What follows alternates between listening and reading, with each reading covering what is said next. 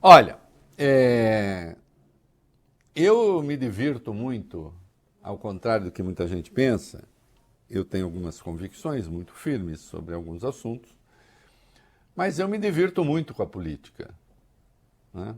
Eu não estou entre aqueles que acham, a política, esses políticos cada hora falam uma coisa e não sei o quê.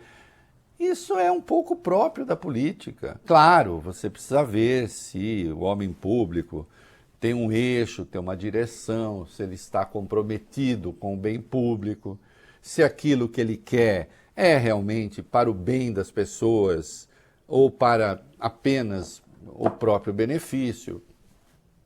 Sim, né? Se as convicções mais gerais dele estão de acordo com as suas convicções também. Eu, por exemplo, acho que num regime democrático, capitalista como é o nosso, é preciso que os mais pobres, aqueles que são mais vulneráveis, sejam a prioridade dos governos, né? Porque em sendo a prioridade dos governos, você, digamos assim, eleva a média das condições de vida da população, das condições de educação, e isso é bom para o país, né?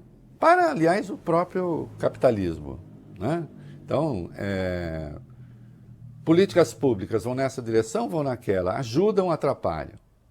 É assim que eu faço as minhas análises, as minhas escolhas. Agora, Arthur, os políticos têm lá suas contradições, né? É normal, nós também temos na nossa vida.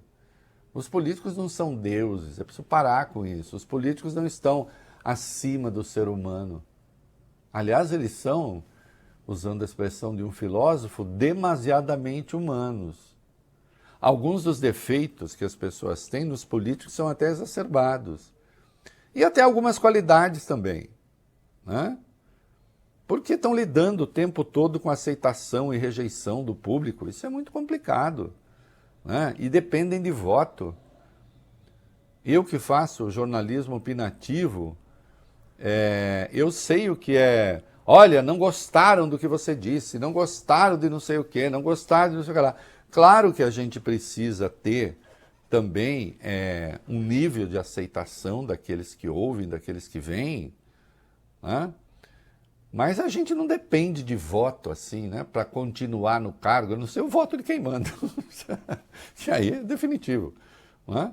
Agora, você tem de ser. O que é que você quer? Qual é a sua convicção? Qual é o seu princípio? Não é? Então é assim que eu vejo política. E muitas vezes o político fala uma coisa e aí a sua tarefa, independentemente do gosto, da sua ideologia, da sua convicção, é saber se aquilo que está sendo dito é viável ou não é viável. E também tentar entender por que está sendo dito. Que estratégia existe por trás de determinadas declarações. É assim que a política tem de ser pensada, é assim que a política tem de ser analisada, né? E não só segundo o gosto de cada um. Há coisas que políticos fazem que muitas vezes são horríveis. Aí você tem que dizer, isso é horrível, isso é péssimo, mas ao mesmo tempo tem que dizer, é eficaz. Para o jogo dele, isso que ele está fazendo faz sentido, ainda que seja horrível.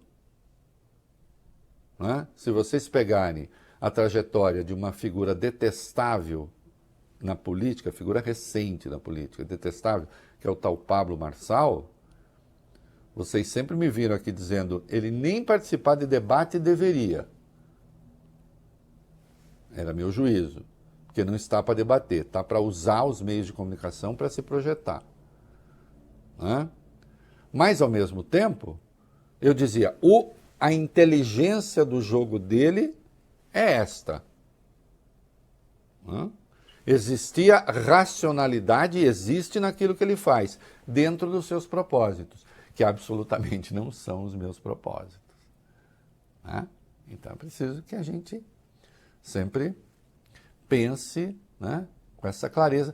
Isto é, ter clareza, mas não pensar com o fígado. E não pensar com o fígado não significa condescender com malandragem. Né? Quando a gente acha que é errado, tem que dizer que é errado, desde que fundamente o pensamento.